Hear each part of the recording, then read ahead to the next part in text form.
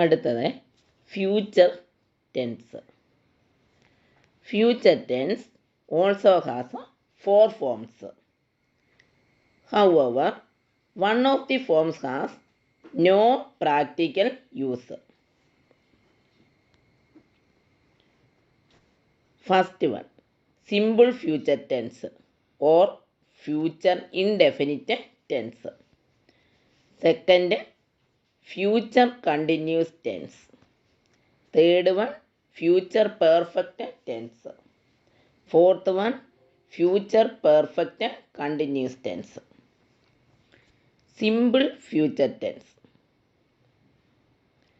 The simple future tense is used when an action is promised or though to occur in the future. ഒരു പ്രവൃത്തി വാഗ്ദാനം ചെയ്യുമ്പോഴോ ഭാവിയിൽ സംഭവിക്കുമ്പോഴോ സിമ്പിൾ ഫ്യൂച്ചർ ടെൻസ് ഉപയോഗിക്കുന്നു. Structure: subject plus shall or will plus verb plus. Example: we shall move to another city. He will come to New York tomorrow. They will make a phone which has artificial intelligence. Note: the structure of the present progressive tense also can be used when an action is promised or arranged or planned to take place in the near future. ഒരു പ്രവൃത്തി വാഗ്ദാനം ചെയ്യുമ്പോഴോ അല്ലെങ്കിൽ സമീപ ഭാവിയിൽ നടക്കാൻ ആസൂത്രണം ചെയ്യുമ്പോഴോ ഇപ്പോഴത്തെ പുരോഗമന കാലഘട്ടത്തിൻ്റെ ഘടന ഉപയോഗിക്കാം.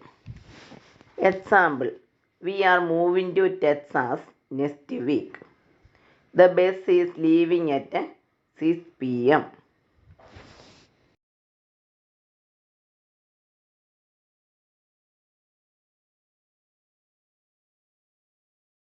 Future continuous tense. The future continuous tense is used when an action is promised or thought to be going to at a specific time or context in the future.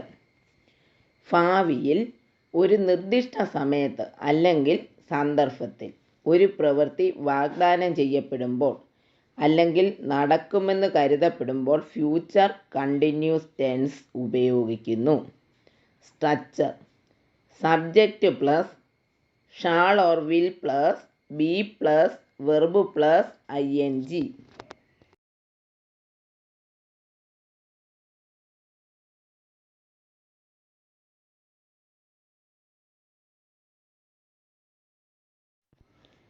Example: I shall be sleeping at around 6 AM tomorrow. They will be playing at this time tomorrow. She will be watching TV when I come home. I will be working in the office while you watch a movie.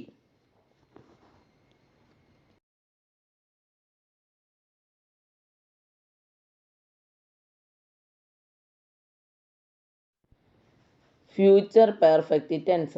The future perfect tense is used to demonstrate an action which is promised to be done by a certain time in the future.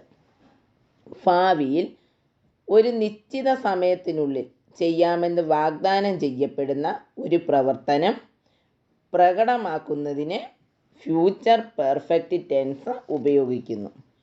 Structure: subject plus shall or will plus have plus verb in the past participle.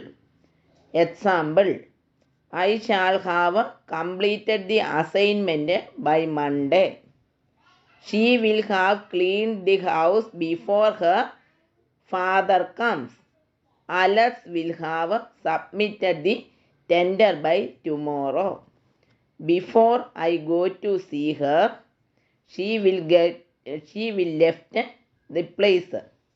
They will have finished making the bridge by January.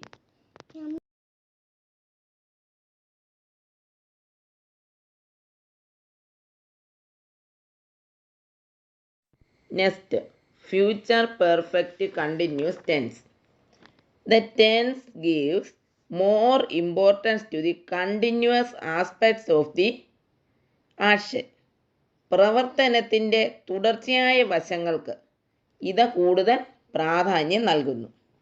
Structure: subject plus will or shall plus have been plus verb plus ing. Exercise: those trees were planted in 2010.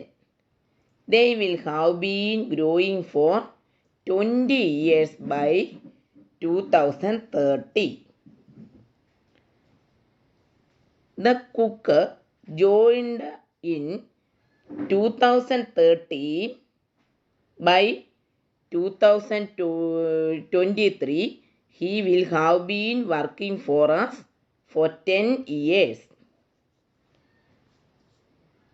That umbrella was left in that corner last Sunday.